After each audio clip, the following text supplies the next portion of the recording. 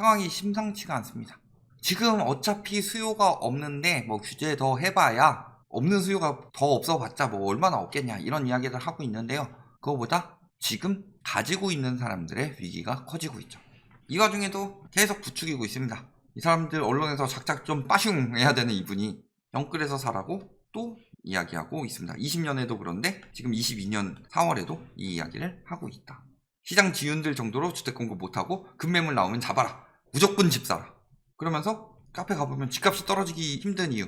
짜장면도 오르고 인건비, 재료비, 임대비, 수도세가 오르는데 다 오르는데 집값이 떨어진다? 역사가 뭐 결국 우상향임을 말해준다. 짜장면이 오른 거랑 집값이 오른 건 다르죠. 왜 이걸 동일선상에 놓고 보는지. 짜장면이요. 최근 5년에 가격이 2배로 뛰었나요? 짜장면 같은 경우는 워낙 경쟁이 많고 오로지 수요로 만들어지죠. 공급은 수요에 맞춰서 만들어지는 경우죠.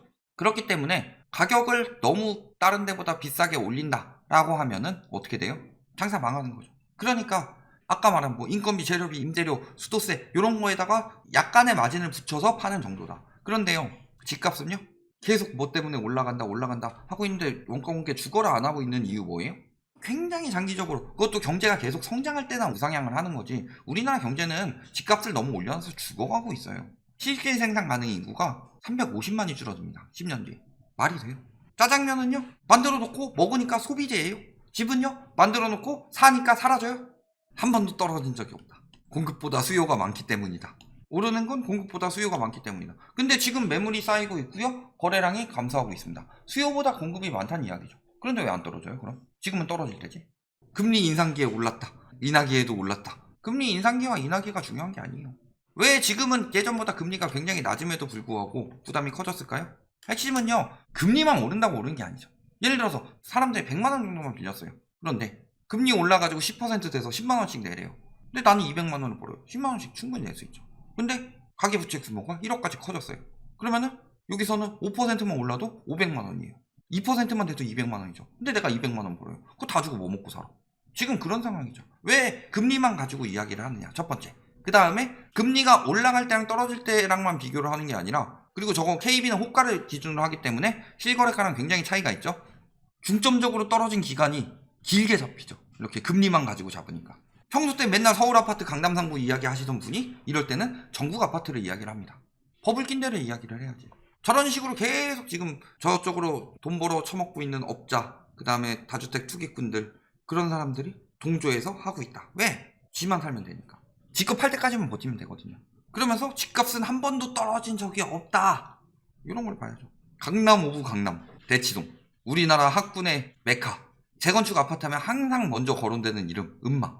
9년 전에 40% 폭락을 했습니다. 왜 떨어졌을까요? 집값에 거품이 끼었기 때문이죠. 그리고요, 그때 언제 떨어졌어요? 거래량이 개박살 나면서. 금융위기 이후 체감 하락폭은 크고 거래 절벽이 극심한데 이때보다 지금이 거래 절벽이 더 안 되는데 어떻게 오를까요? 청건대가 지금 몇 개월째예요. 이렇게까지 극심한 적이 없었는데 이때 올라가서 샀던 사람들이 요만큼 빚지고 요만큼 내 돈으로 샀다가 돈 다 까이면요 다음에 기회가 없는데요. 뭐 그래요? 그때보다 가지고 있으니까 10년 지나니까 지금 더 올랐다 뭐 이딴 이야기 하고 있는데 그때 고점에서 산 사람들, 영끌에서 산 사람들은요 다 팔고 재산 다 날리고 그런 상황이었고 10년을 기다려서 오르는 것보다 저점 떨어질 때 사는 게 맞지 않아요? 정상화된 가격일 때 왜 굳이 지금 거품된 가격에서 계속 사라고 하냐? 그것도 유동성 축소 시기에 영끌하고 후회한다고 하고 있죠. 샀더니 상투. 대출금리 인상 문자 올 때마다 심장이 덜컹. 근데요 계속 받으실 수밖에 없습니다. 3개월에 한 번씩 대출금리 상승을 통보해 주는데 3개월에 한 번씩 계속 올라요. 우리나라 지금 변동금리 비중 얼마예요? 80%. 그리고 금리가 인상돼서 2달 연체하면요 경매에 넘어간다. 뭐 100% 넘어가는 건 아닙니다. 근데 법적으로 2개월 이상 연체한 경우 금융기관이 경매에 넘길 수 있다. 그런데요 지금이야 뭐 조금 봐주는 경우긴 하지만 집값이 떨어지기 시작하면요 더 떨어지기 전에 금융기관에서 담보 회수하는 거 굉장히 빨라집니다. 겪어보신 분들은 아마 아실 거예요. 과거에 그거를 모르는 2030들이나 뭐 조금 밀린다고 뺏어 가겠어. 근데 조금 밀리면서 계속 환급성 떨어지고 그래서 추세가 이자 부담 느끼고 금매물 늘어나고 근데 사는 사람 없어서 점점 떨어지는 추세가 나왔다? 그러면은 은행에서 얄짤 없습니다. 늘 은행에 대해서 이렇게 말씀을 드렸죠. 비가 안 올 때 우산을 빌려줬다가 비가 오면 우산을 뺏어가 버린다. 막상 진짜로 떨어질 때 그때 버틸 수 있는 힘을 줘 해야 되는데 버틸 수 있는 힘을 주지 않습니다. 왜? 손해보면 안 되니까. 그러니까 지금 이런 이야기 나오죠. 차라리 대출이 힘들었다면 내가 이렇게 빚 지지 않았을 거고. 근데 문제는요, 이미 부동산은 묶여서 계속 이자만 내고 있는데 대출금리 인상 통보가 계속 오고 있죠. 그래가지고 내가 이렇게는 못 살겠다, 연끌 해야겠다, 돈 벌어야 되겠다 해서 주식 들어가고 코인 들어갔는데 대출 이자는 대출 이자대로 내고 돈은 돈대로 날아가죠. 그리고 주식 코인은 떨어져도 부동산은 굳건하다, 이건 진짜 개소리인 게, 주식 코인에서 떨어졌다는 것 자체가 무슨 소리예요? 가계 유동성에 엄청난 타격을 입었다는 소리입니다. 그리고 이유의 대부분은 내 집 마련을 위해서 혹은 좀 더 좋은 집 살려고 이런 경우가 많죠. 근데 그 돈이 사라졌어요. 그러면은 집 살려고 모은 것도 아니고 집 살려고 도박 같은 걸 했는데 도박판에서 다 날렸어요. 오히려 가지고 있는 집문서도 날린 판국에 새로 집을 사는 수요요 더더욱 줄어들 수밖에 없죠. 그런데도 자, 이거 4월 5월 기사예요. 요런 기레기들 뭐라 그래요? 지금 영끌족도 힘들어 죽겠다 이야기하고 있는데 영끌족이 못된 후에, 영끌에서 집을 사지 않은 것을 후회하고 있어요. 지금 왜 계속 영끌에서 집 사라고 심리를 부추기냐. 이제 남은 건 그거밖에 없죠. 모든 상황이 지금 악재로 가고 있습니다. 규제 완화해주는 거요? 규제 완화가 그렇게 쉽게 눈앞에 되고 있지 않은데 금리 인상은 눈앞에 돌아오고 있죠. DSR 규제는 이미 강화될 수밖에 없고 이거는 완화될 수가 없는 상황이다. 이거 만약에 한국은행 총재라든가 금통위 대통령이라든가 누가 완화시킨다고 하면은 그 인간은 나라 말아먹으려는 인간이에요. 그러면 남은 거는 이제 심리 부추기는 것밖에 없다. 거래량이 안 나오는데 여러 개 있는데도 안 사는 수요가 어딘가는 숨어 있을 거다. 그 사람들이라도 끝끝내 끌어내야 되겠죠. 그러니까 뭘 유도하는 거예요? 포모 증후군, Fear of Missing Out, 놓치는 것에 대한 공포죠. 그래서 뭐예요? 매진 임박. 맨날 공급 부족. 공급이 부족하다는 거 매진 임박이죠. 근데 매물이 늘어나고 있어요. 절대 공급 부족 아니죠. 홈쇼핑 같은 데서 자, 이거 마지막 남은 10개 한 100개는 남았을걸요? 근데 마지막 남은 10개 하면은 지금 빨리 사야 되나 하고 그 심리가 조정되는 거죠.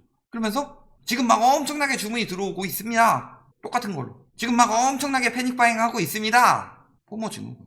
지금 안 사시면 후회합니다. 다시는 이런 기회 안 와요. 지금 안 사면 평생 집 못 삽니다. 지금이 제일 쌀 때예요. 똑같죠. 하는 짓거리가 홈쇼핑이다. 그러니까 부동산 전문가라는 인간들이 하는 짓거리가 뭐예요? 홈쇼핑 쇼호스트랑 똑같다. 전문가라는 사람들이.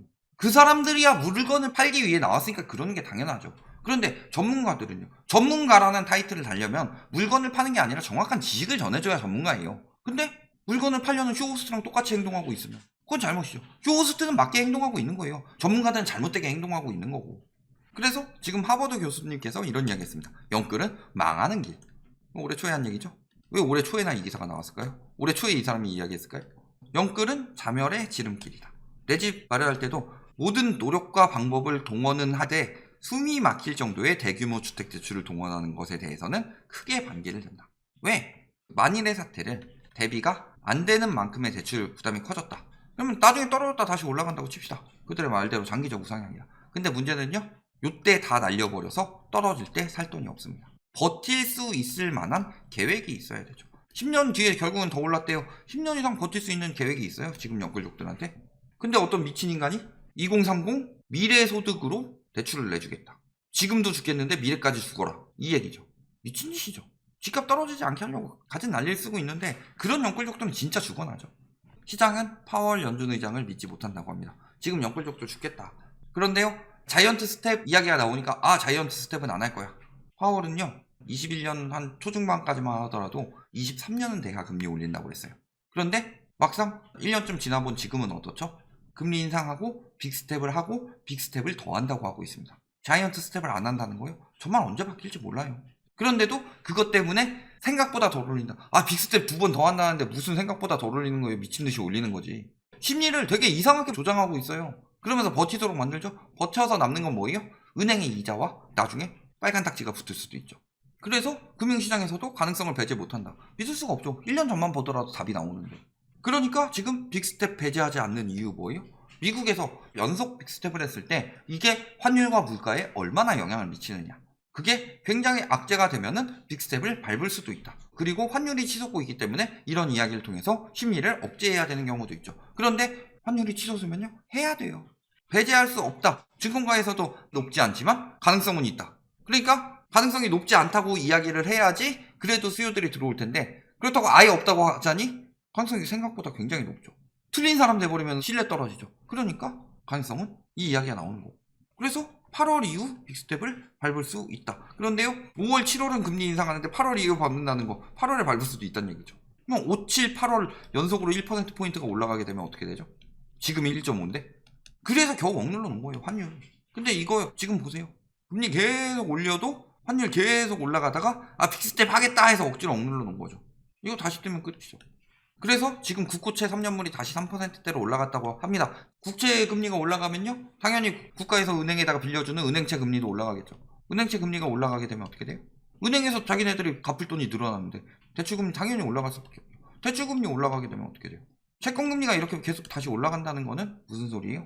기준금리 인상보다 시중금리 인상폭이 더욱 빨라질 수 있다. 자, 영끌하세요. 안 하면 후회합니다. 라고 아무리 안 한 사람들을 유도해도 그 사람들이 후회하는 이유는 뭐예요?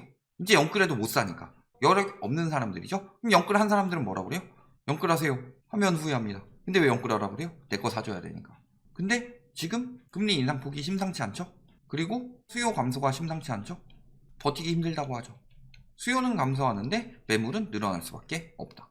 금리 인상으로 버티기 힘드니까. 수요 공급의 논리가 나왔죠. 매물 늘어나는 거 계속 보이죠? 그리고 수요 감소하는 거 눈에 띄게 보이고 있습니다. 그리고 대선 효과는 3월, 4월 2달 반짝하고 끝나가고 있죠. 계속 중간중간에 조장해서 규제 완화해서 일시적으로 상승할 수 있습니다. 마치 MB 때처럼. 그게 마지막 불꽃이다.